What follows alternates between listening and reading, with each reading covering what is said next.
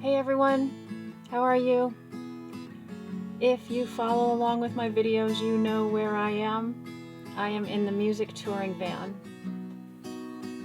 Another name for the music touring van is the Most Magnificent Mobile.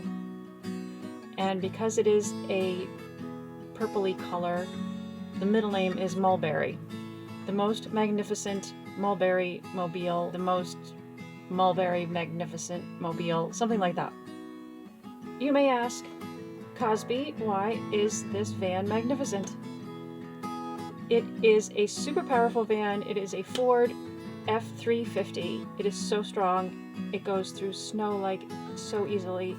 The tires are really big. The engine is very powerful. It's 11 feet tall altogether, but inside is 6 feet tall. You can stand up and like a real room. So I think that is a very important aspect of the van. If you are looking for vans, to be able to stand up and do things while standing is really helpful, especially if you are going to be sleeping in it, which is exactly what we're going to talk about today. I have discovered or come upon through experience 5 methods of sleeping in this particular van. However, I'm fairly certain that some of them would fit into your life if you also sleep in vans, or even if you need to sleep in your car sometime, or if you're trying to make your car into some kind of a sleeping situation, which I have done actually. Next time you see me, ask me about a Honda Civic tour, a 9-day tour in a Honda Civic, and I will tell you more about sleeping in a Honda Civic. But for today, we'll talk about vehicles that have some kind of stretching out capabilities. So like I said, there's 5 of them, 5 methods. One is a really, really bad way that I would not recommend.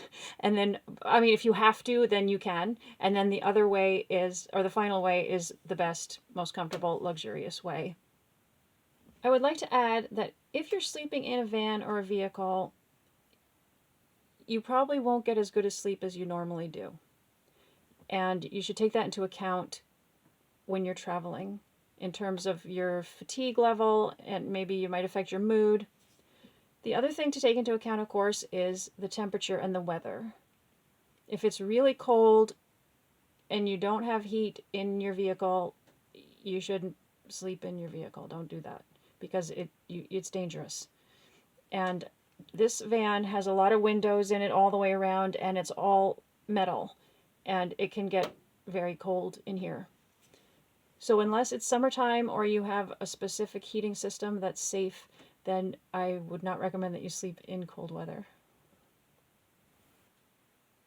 The first and probably worst way to sleep, in my opinion, is to sleep in the passenger seat or driver's seat, just as if you were sitting down, just sitting. Maybe there are people who find that very comfortable. I feel that there's actually a little bit of a health danger. When you're sitting like this and you're sleeping, your blood and your fluids tend to go to your feet and ankles. At least that's been my experience. When I wake up from sleeping in a chair like this, which has not been very often, my feet are swollen and my ankles are swollen. If it's an emergency and you have to sleep somewhere, yeah, go for it. But if you have other options, you might want to think about the other options first. The second option is to simply lay down right on the floor. If you have some kind of cushioning, that is great. Obviously, the floor is hard. One thing you will notice is you will feel the temperature of the floor almost immediately. If it's winter out, you're going to feel it right away. I think it's an okay option. I personally wouldn't do it long term, but again, if it's something you could probably stand it for the weekend, I would think, and certainly overnight. If you watched my video painting the van floor, you will know that I just finished painting this floor, and this is the beautiful clean floor underneath. I did put a tarp over it, and the tarp does actually help quite a bit in terms of keeping things clean, and you can shake out the tarp and clean it and stuff like that. Number 3 would be your good old-fashioned air mattress. There are very inexpensive air mattresses available. You can just throw it in your van. The advantage of this is that you can deflate it and fold it up and put it away. Please remember to make sure that you have a pump for it or not. This one does not come with a pump, and I wish I spoke Spanish, but I'm sure that says does not come with a pump, because I know it doesn't come with a pump. One disadvantage of the air mattress is that because it's filled with air, that air will get cold.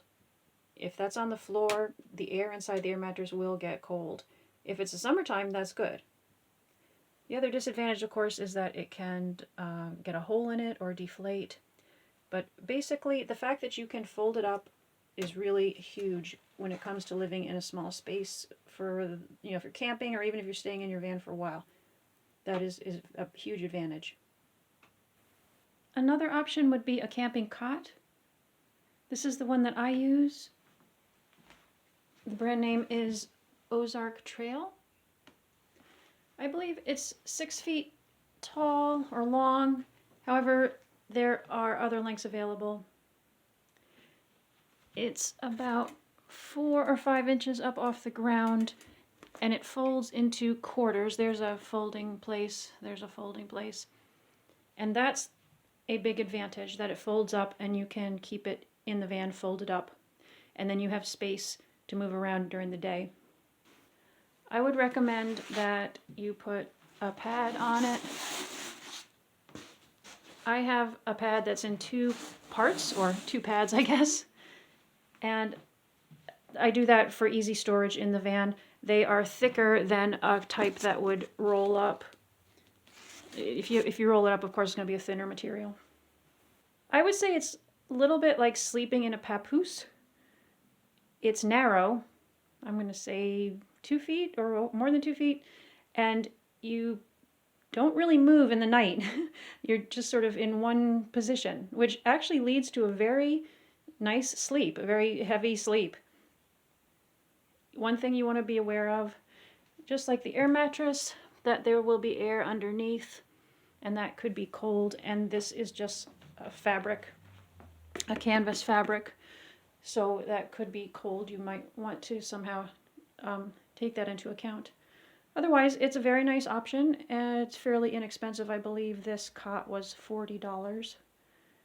So, and it will keep you up off the van floor, which is what we were talking about before. The bed that I have chosen that I like is this one right here. It is a metal bed. It's a metal structure.